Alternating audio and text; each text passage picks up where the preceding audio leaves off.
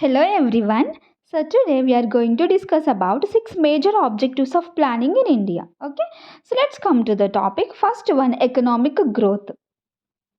So sustained increase in the levels of production in the economy is among the major objectives of the planning. Okay. So we should increase the production. Okay. Then only we have to eliminate the poverty in the country. Okay, so which continues till date and will be so in future also. This is our main goal. Okay, so without any doubt in this, so we should provide and we should increase the levels of the production in the economy. So that is must be the sustained increase. Okay, and second one is the poverty elevation. So poverty elevation was the most important issue which polarized, it means opposing groups, the members of the NPC. So here, as well as a constituent assembly also, we have to eliminate the poverty also. Okay, there are several programs which have been launched in India.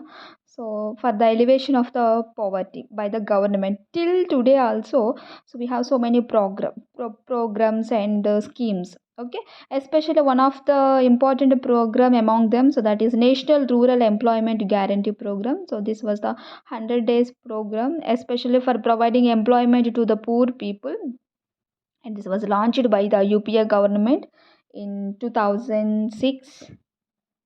Okay, so by passing the act in the parliament, so it was started to provide the employment to poor people to get the wealth and to get the income as per their work. Okay, and third one is employment generation, so providing employment to the poor. So it is the best tool of the economics to elevate poverty. Okay, so this is the object of planning in India, and it comes naturally once it commits itself to elevate poverty.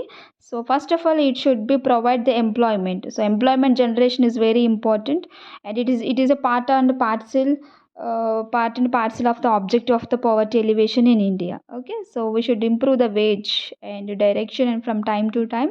So the important programs and schemes which should be launched by the government from time to time. Okay, and fourth one, controlling economic inequality. So there were visible economic inequalities in India. So especially interpersonal, between persons, there are so many inequalities. So those are as well as intrapersons and interpersonal. Okay.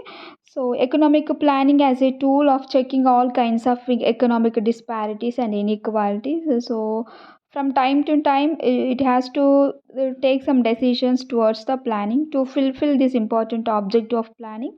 So the government has enacted some highly innovative economic policies, so maybe which have related to the fundamental rights in the constitution also. Each and every person is equal, and there are some important troubles with regard to the fundamental rights. Okay. Okay, so if we are giving some reservation to the women and SC/ST category, so the remaining persons also has a chance to create issues and conflicts with government on the basis of the fundamental rights in the constitution.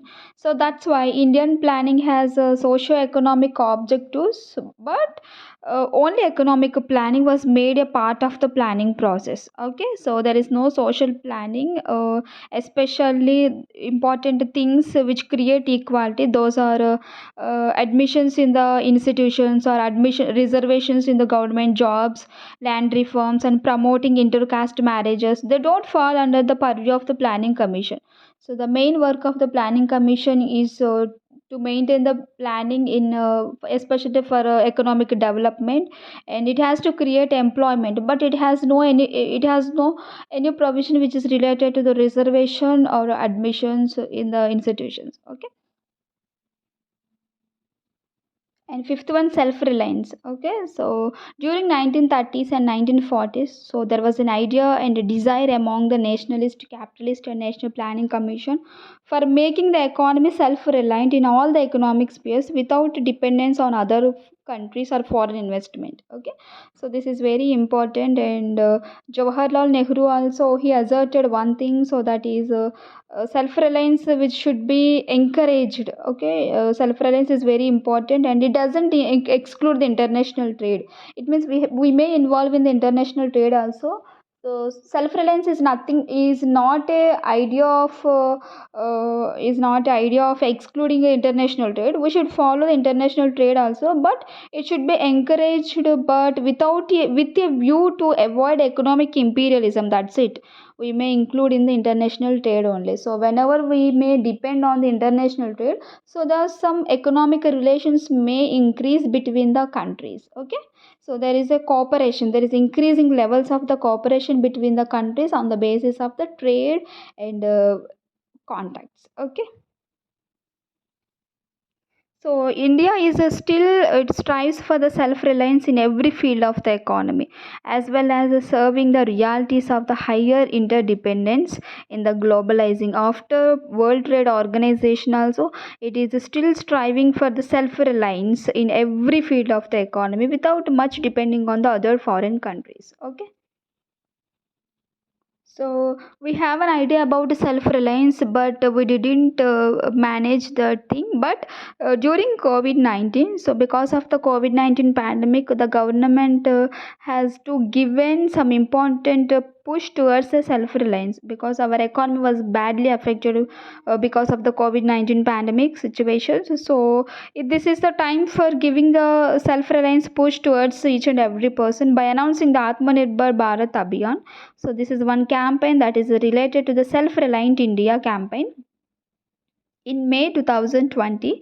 So here the Abhiyan, which is based on the five pillars. So namely economy, infrastructure, system, demography, and last one is demand. Okay, on the basis of five pillars, it has to improve and increase, and it gives support to each and everyone. Self-reliant India campaign. Okay. And experts are saying this is one of the important thing which says about an alternative for rising global protectionism also. Okay, so some experts, they are saying like this. And last one is modernization. So modernizing the traditional economy was set as a foremost objective of planning. So we should improve our traditional way of methods to the modernized methods. Okay, especially in agriculture sector of the economy, it needed an immediate inclusion of the modern methods and techniques of farming, dairy, and etc. Okay, so whenever we adopt some important techniques into the particular farming, so we should produce more as compared with the previous and as compared with the traditional mode of tools. Okay, so here India needed modern education also to get the modern knowledge regarding the system of the India. And major objectives of planning in India are not only broad, but it was open ended. Okay, so it hardly needed any change and modification with the changing time. So if one plan was completed, the next plan objectives will be set. Okay, because there are some changes.